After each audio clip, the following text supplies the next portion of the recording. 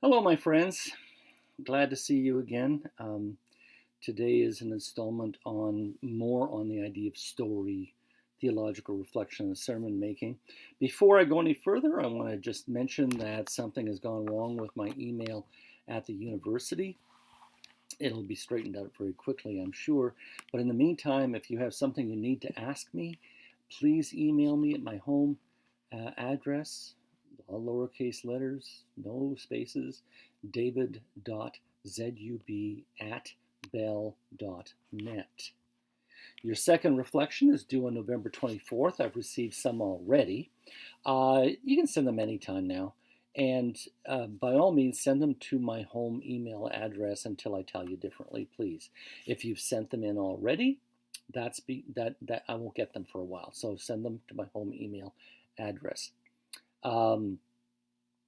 If you're getting my emails from the Nova Scotia, or rather from the Atlantic School of Theology emails, because when I go on Brightspace, I can email you, but I can't receive on that address. Your first paper project is due on December 4th. You can send that in anytime after a week before that due date. If you wish to have an extension, there's no problem. No problem at all. I don't think an extension serves you well, but if you need more time because of family or work conflicts, please just let me know. You're going to be a little late, and I'm good with that. Don't forget about your participation on Brightspace. Even if it's just a small comment of support, I mark every single time I see your name come up in on the Brightspace, and that's part of your participation mark, which is worth 25% of your final mark. So, what I talked about last time, and I introduced the subject of story, that's very important to me. I have been raised on stories in a way that many of my contemporaries were not. People who write know the importance of story. Story takes time, story takes organization, story takes practice. If you are a musician, you know this already. Story is what we are. At the end of the day, we're stories. My grandchildren may never really get to know me, but they're going to tell stories about me, not always complimentary forever. And the same is true of each of us and those for whom we care through our work and ministry. Story is what we are. A long time ago, when I was still a layperson, I had a minister who is a past moderator of the United Church of Canada. His name is David Giuliano. And when I was a lay worship leader, and there was no title for us, there was no training for us back in those days, I remember he said, just, get up there and start talking. He said that a good sermon will tell the story, your story, and the story of someone in the congregation at the same time. If somebody comes up and says to you, when you preach, I think you're talking right to me, I think that probably was a good story, a good sermon.